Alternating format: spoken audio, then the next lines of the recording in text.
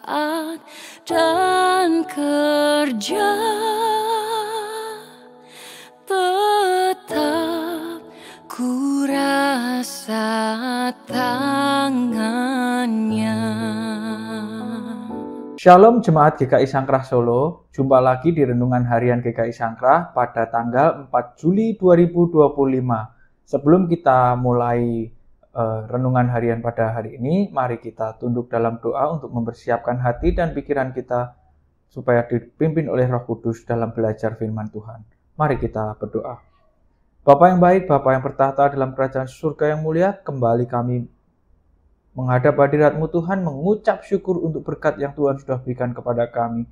Sebentar kami akan belajar firman-Mu Tuhan, tuntunlah kami, pimpinlah kami ya Roh Kudus, supaya kami bisa mengerti apa yang menjadi pesan Tuhan atas hidup kami. Terima kasih Bapa, di dalam nama Tuhan Yesus kami berdoa. Amin. Bapak Ibu sudah siapkan Alkitab kita sama-sama. Temanya hari ini adalah hidup dengan iman. Kenapa saya ambil tema hidup dengan iman? Karena di saat-saat ini, saat-saat sulit, masa-masa sulit, ekonomi ataupun kehidupan, ataupun cobaan-cobaan hubungan dengan teman, dan berbagai macam hal, tekanan hidup. Saya percaya Bapak Ibu semua pasti menghadapinya. Tapi juga kami semua harus kuat, kita semua harus kuat dalam menghadapi cobaan-cobaan hidup. Nah, makanya saya membahas tentang bagaimana iman. Nah, mungkin Bapak Ibu sudah sering dengarkan iman ya. Hidup dengan iman, bla bla bla. Banyak pendeta, banyak teman-teman kita yang bersaksi, banyak teman-teman kita yang menceritakan tentang iman. Tapi mari kita belajar sama-sama. Kita buka Alkitab kita ya. Hidup dengan iman. Ibrani 11 ayat 1. Itu hakikat iman sejati. Mari kita buka. Ibrani ayat yang 11, pasal yang 11, ayat yang pertama. Ya. Ibrani 11, ayat yang pertama. Bapak Ibu, sudah ketemu ya, judulnya Saksi-saksi Iman. Bunyinya begini. Iman adalah dasar dari segala sesuatu yang kita harapkan dan bukti dari segala sesuatu yang tidak kita lihat. Nah, ini jelas sekali, kita bagi menjadi dua dari satu kalimat ini kita bagi dua ya. Iman adalah dasar dari segala sesuatu yang kita harapkan. Nah, yang kita harapkan, iman adalah fondasi yang kuat bagi pengharapan kita, terutama janji-janji Allah yang belum terpenuhi ya. Jadi kita harus beriman kan. Janji Tuhan apa sih? Ya, keselamatan dan lain sebagainya. Janji-janji Tuhan apa sih? Banyak sekali. Nah, itu fondasi yang kuat. Tadi harapan kita itu apa sih? Ya iman kita ini. Kita cuma bisa berharap pada Tuhan, yang mana kita tidak bisa melihat Tuhan kan Bapak Ibu. Tapi kita imani Tuhan itu melindungi kita, menyertai kita. Ya. Kalimat yang kedua, dan bukti dari segala sesuatu yang tidak kita lihat. Nah, tadi yang seperti saya sudah bacakan tadi ya. Iman membuat kita percaya kepada hal-hal yang tidak kelihatan secara fisik ya. Contoh kasih Allah, janji keselamatan di dalam Tuhan, hidup yang kekal dan penyertaannya. Kita kan masih belum ada yang tahu tentang itu, tapi kita percaya, kita imani bahwa Tuhan ya menjanjikan kita keselamatan ya, hidup yang kekal dan penyertaannya. Karena Tuhan juga sudah disalibkan, itu bukti nyata ya. Tuhan Yesus mengorbankan dirinya untuk menebus dosa kita. Jadi apa yang kita harus takuti atau kita pikirkan itu juga akan terjadi Bapak Ibu. Jadi contoh, dalam kehidupan kita sehari-hari ya Bapak Ibu ya, kita memikirkan, waduh nanti saya jatuh nih. Ya, misalnya naik sepeda, aduh saya jatuh nih nanti. Nggak bisa nih, kena lubang itu, depan itu pasti kita jatuh. Jatuh beneran. Karena apa? Kita mengimani kita jatuh. Akhirnya kita jatuh. Itu hal yang sepele aja. Jadi kalau kita mengharapkan yang jelek-jelek, kita berpikir yang jelek-jelek akan terjadi dalam hidup kita, ya pasti akan terjadi. Jadi sama dengan keselamatan ini tadi. Kalau kita beriman pada Tuhan, baca firman Tuhan, doa, renungkan, minta tuntunan firman Tuhan, tuntunan Tuhan dalam membaca firman, kita imani, Tuhan pasti menolong kita. Tuhan pasti menyertai kita. Tuhan pasti menyelamatkan kita. Karena kita umatnya. Tuhan nggak mungkin membiarkan. Tapi ingat, dengan iman. Iman yang betul, Bapak Ibu. Ya. Jadi pesan saya, Bapak Ibu, kalau punya iman, ada firman Tuhan bilang kita harus memberitakan Injil. Ya, kita beritakan Injil. Dari mana? Mungkin kita nggak bisa baca Alkitab, nggak pinter, nggak bisa mengerti, ya. Bagaimana menjelaskannya juga bingung. Tapi dari kehidupan kita, kefokusan kita, ketaatan kita pada Tuhan, dari hidup kita bisa bersaksi. Kalau kita bisa menjalani apa yang menjadi perintah Tuhan, kita bisa bersaksi melalui hidup kita. Tapi dengan apa? Iman. Imani dulu. Kita bisa bersaksi. Imani. Saya mau bersaksi untuk teman-teman saya. Saya mau bersaksi untuk orang-orang sekitar saya, dalam keluarga saya.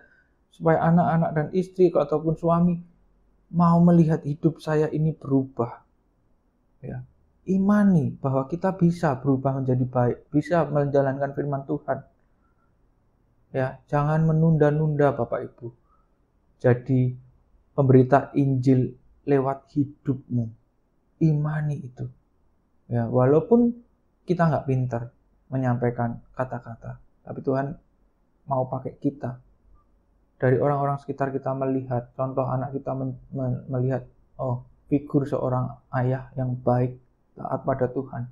Anaknya pun, ya, kalau bisa melihat itu, pasti dia juga akan mengikuti jejak ayahnya. Seperti kita melihat Tuhan Yesus. Kalau melihat Tuhan Yesus baik, melihat Tuhan Yesus menolong orang, memberkati, menyertai apapun itu, kita juga akan ikut melakukan apa yang dilakukan Yesus kepada sesama. Ya, bersaksi dan hidupi firman Tuhan.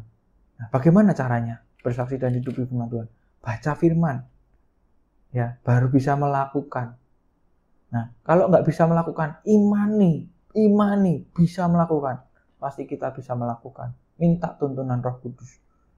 Walaupun memang tidak mudah ya Bapak Ibu ya. Bagaimana kita bisa menghidupi firman Tuhan dan mengimaninya? Ya tadi, seperti yang saya bilang, baca, mengerti. Ya, dan dalam doamu minta tuntunan Roh Kudus untuk menjalankannya. Itu penting. Kalau enggak, kita juga bisa keblinger ya.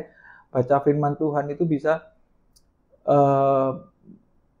membuat kita jatuh dalam dosa juga kalau kita membenarkan apa yang kita lakukan, sedangkan itu tidak benar di mata Tuhan.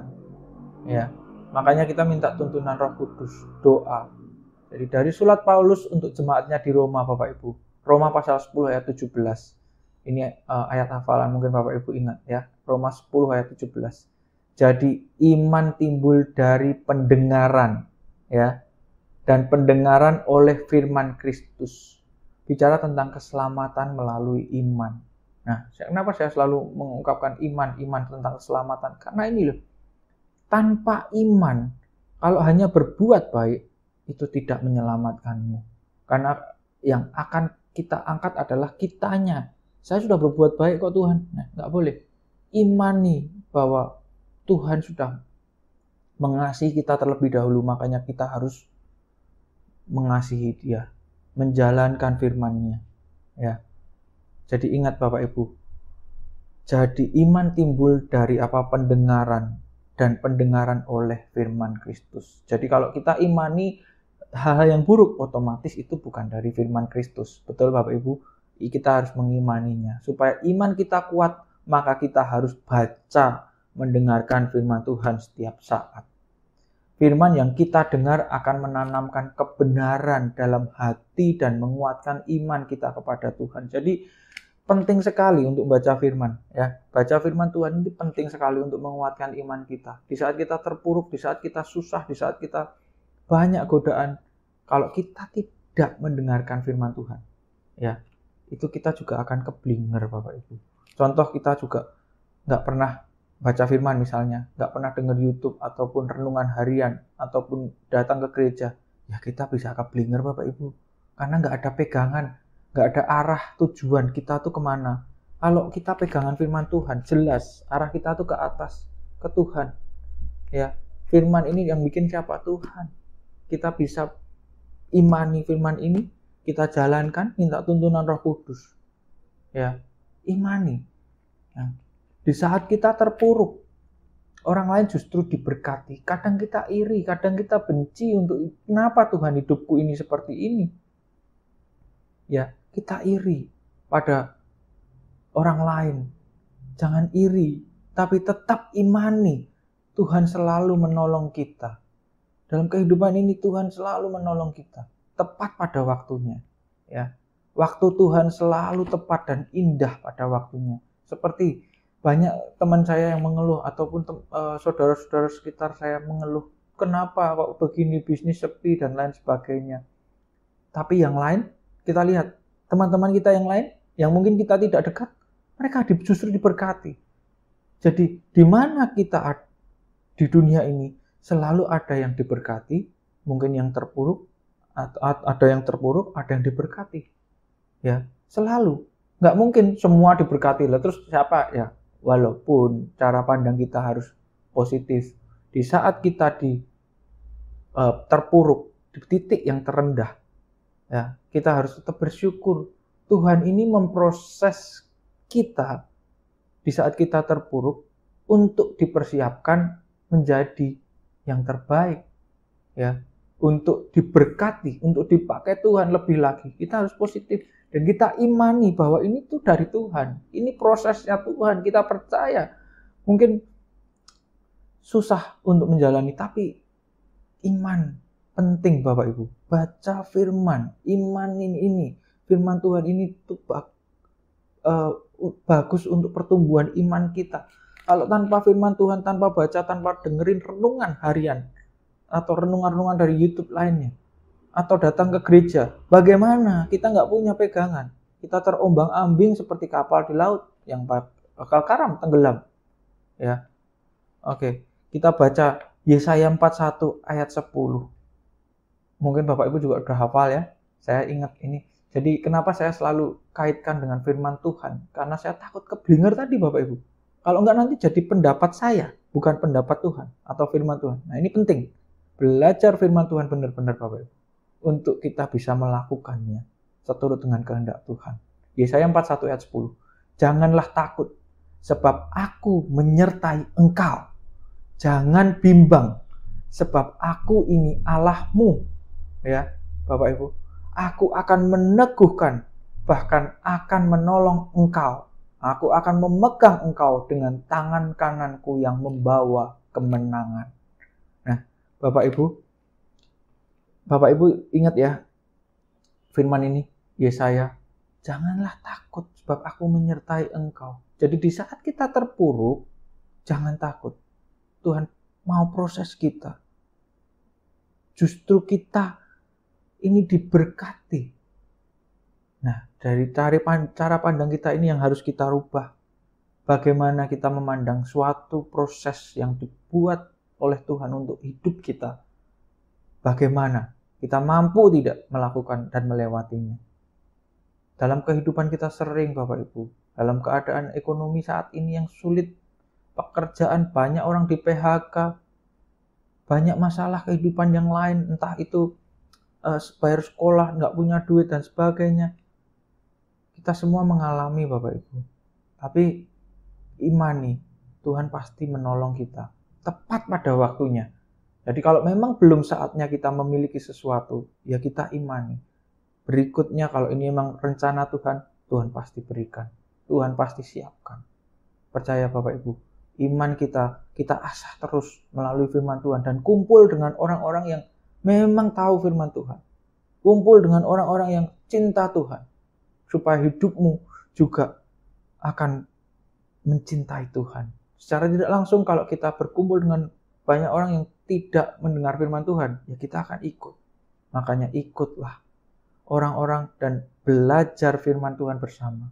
Untuk kita bisa tumbuh bersama dalam Tuhan. Dan menjadi berkat. Ya, amin. Mari kita berdoa.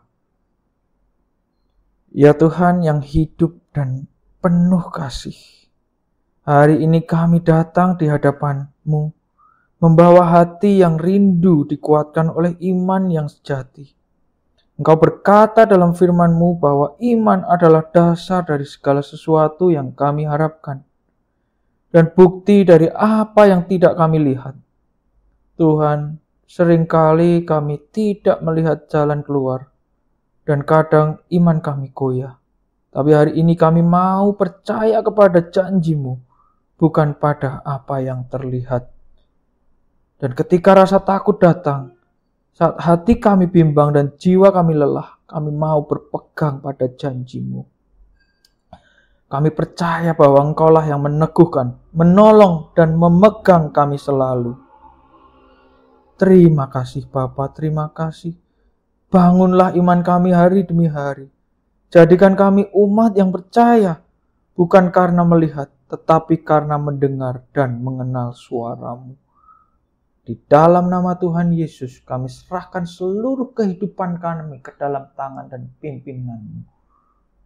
Dalam nama Tuhan Yesus, amin. Terima kasih Bapak Ibu, Tuhan Yesus memberkati. Tuhanlah yang membimbingku, tanganku dipegang